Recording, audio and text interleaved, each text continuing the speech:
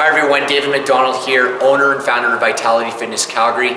Today we're going to give you guys 6 tips and 6 strategies that you want to consider when you're setting your health and fitness goals. The biggest thing we recommend when you're setting health and fitness goals is you got to look at the big picture, and you also have to set realistic goals. So the first thing you want to look at is time, and also looking at the time that you're putting into your career and your job, because this is going to really impact how much time you're going to be able to dedicate to your workouts every single week.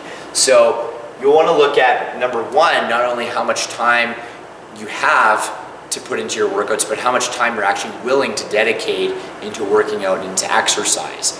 Most people that come to Vitality Fitness, they're working 40 to 50 hours a week. They have kids to take care of, they have a family, they have a lot of other responsibilities. So for them, 3 to 5 hours a week of working out is realistic. Anything beyond 5 hours a week is rare, and most people who do beyond 5 hours a week are making fitness and their health a big priority. So that's something to consider. The second thing is your understanding and your application of diet and exercise. So when we say understanding and application, it basically means how much experience you've actually have had, with making healthy eating changes, with making healthy lifestyle changes, how much experience you've actually had exercising. So your understanding and your application of these principles is very important. If you have more of an understanding and you have more experience, of what it takes to eat healthy, what it takes to work out, and what it takes to make lifestyle changes, then you're probably going to be able to make progress quicker than someone who has no idea on how to eat healthy, how to make healthy lifestyle changes, what to do and how to work out. So if you are just starting out and you have zero experience and zero understanding of making nutrition changes, exercise changes, then progress is going to be a lot longer for someone like you compared to someone who has more experience. The other thing we need to look at is your current weight and your current fitness level. So anyone who is carrying a lot of extra weight and carrying a lot of extra pounds that they want to lose, well, their goals have to be realistic in terms of considering that. So if I want to lose 60 pounds, well, I need to look at how long this is actually going to take. Losing 60 pounds is a process. It takes much longer than we think, and it takes longer because if we want to do it in a healthy and safe manner, we have to also account for that as well. So your current weight is a big factor in terms of your actual weight loss goals. Okay? Conversely, if I want to lose 10 pounds, well, that's probably not going to take me as long. It might take me a couple of months. If I want to lose 60 pounds, it's going to take me probably a year, maybe a year and a half. So current weight is very important when you're looking at a timeline. Okay? It's also important to consider weight in the context of making fitness changes. So if you want to add, you want to increase your fitness and you want to increase your strength, okay, your current weight is going to have an impact on that. If I carry more body weight, then increasing my cardiovascular fitness is going to be a lot more challenging than if I have less weight, okay, because there's more mass to move. So those changes are going to be slower if I have more weight than I'm carrying than compared to someone who's carrying less weight. Strength is also going to be a big thing. So for anyone who's carrying a lot of extra weight, it's probably going to take them longer to develop strength with certain exercises. Whether that's push-ups, whether that's doing anything on a TRX with body weight. Okay, their weight is going to impact their progress with their strength goals. It's going to take them longer to start gaining strength. Okay, unless of course they lose a lot of weight in the process. Okay, the other thing is your fitness level. So if you have particular fitness goals that you want to reach, okay, your current fitness level is going to be a factor in how quickly you make progress. Okay, anyone who has any kind of experience with working out, they're probably going to see changes sooner, okay, than someone who has been sitting on the couch for 10 years and who has never lifted weights, has never really done anything in the form of real intense exercise. They're going to have a longer period of time in which they're going to have to wait to see progress compared to someone who might be moderately fit or moderately experienced with exercise. So your current weight and your current fitness level really impacts your goals, no matter if it's a weight loss goal, a strength goal, a fitness goal. So you have to consider those things. The other thing we need to look at is body type. Now, this is more in the context of losing body fat and or gaining muscle. So most of the clients we work with do want to lose body fat, okay? Certain people are going to have an easier time losing body fat, okay, than others, if we're looking at body types. So people who are typically long-limbed, naturally more lean, naturally more skinny, they're going to have a faster metabolism. They're going to be able to lose weight quicker compared to someone who has more of a broader build, more of a stockier build, someone who has the propensity to carry more body fat. Okay, they are generally going to have a slower metabolism, so weight loss is going to be a little bit more challenging for people in that body type. Okay, there are 3 body types. We have ectomorph, we have mesomorph, and we have endomorph. So if you're in the ectomorph or mesomorph body type, weight loss is going to be a bit easier compared to if you're an endomorph. So very important to consider. The other thing with body type is body type actually does impact your strength gains. So for ectomorphs, people who are longer, thinner, have longer arms, longer legs, they're usually going to have a harder time gaining strength compared to someone like a mesomorph or a endomorph, okay? And the reason why is they carry less muscle mass to begin with, and they have a longer limb length, usually longer arms and longer legs, so they actually have a longer distance they have to lift their weight, whether it's their body weight or the dumbbells that they're lifting, okay? They actually have a longer distance they have to lift that weight, so gaining strength is going to be harder compared to someone who's shorter or stockier. They have less distance they have to move the weight.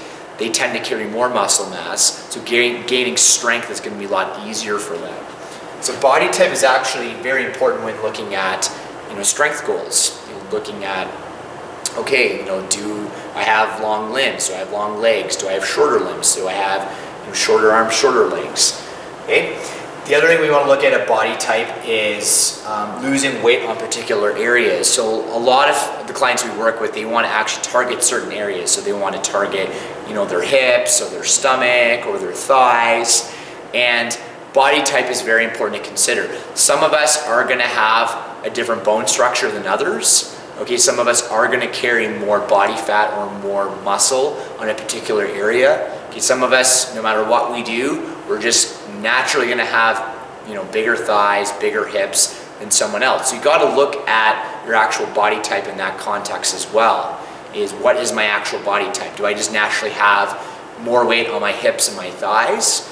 Okay, so consider that. That's not to say that that's not a realistic goal for you to achieve, but losing 5 or 6 inches off your hips might not be realistic if you tend to carry more weight there. So you always want to consider body type when it comes to losing weight and targeting specific areas on your body. The next thing we got to look at is age. Again, this is very important for strength and for weight loss goals. As we age, our metabolism does slow down and we do lose muscle. Okay, losing muscle is obviously going to impact our ability to gain and maintain strength. Okay, losing muscle is obviously going to impact and reduce our metabolic rate, which is going to make losing and maintaining losing weight and maintaining your current body weight or your current goal weight much more difficult as well. So age is a very important factor.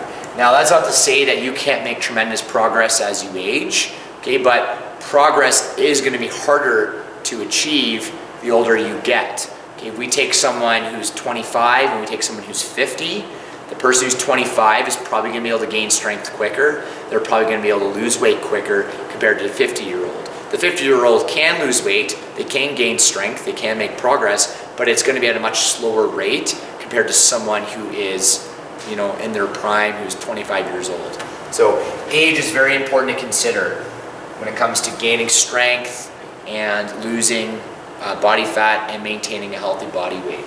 Okay, the last thing that we recommend is really being honest with yourself. Most people set goals based on what they think they should be doing or what other people think they should be doing or what society thinks they should do or what they should look like. The biggest thing you got to do is you got to be honest with yourself. You got to be honest with what am I really committed to?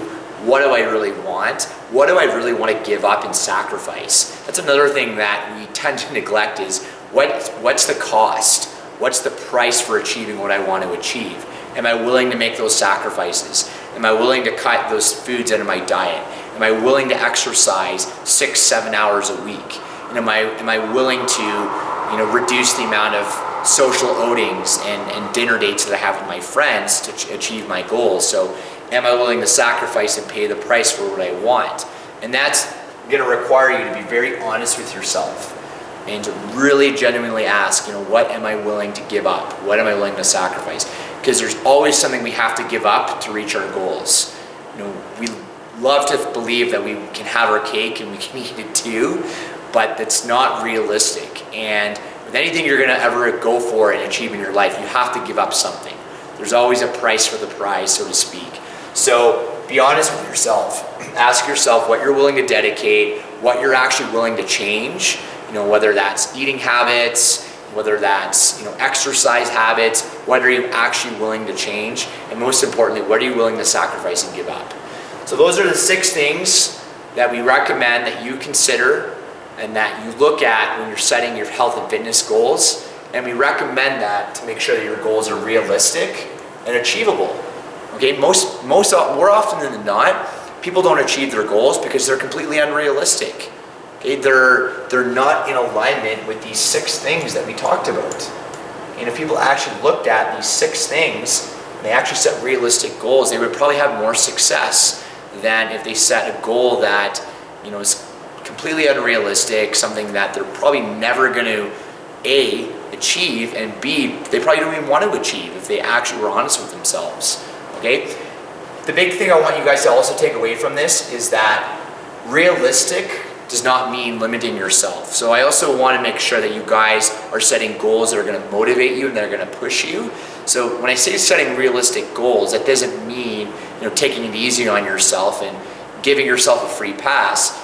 It's also setting goals that are going to be challenging. So it's a real balance. It's finding something that's going to fit in with your lifestyle, but it's also something that's going to challenge you and motivate you. Okay? So those are the 6 tips for setting goals. We would definitely recommend that you follow those tips.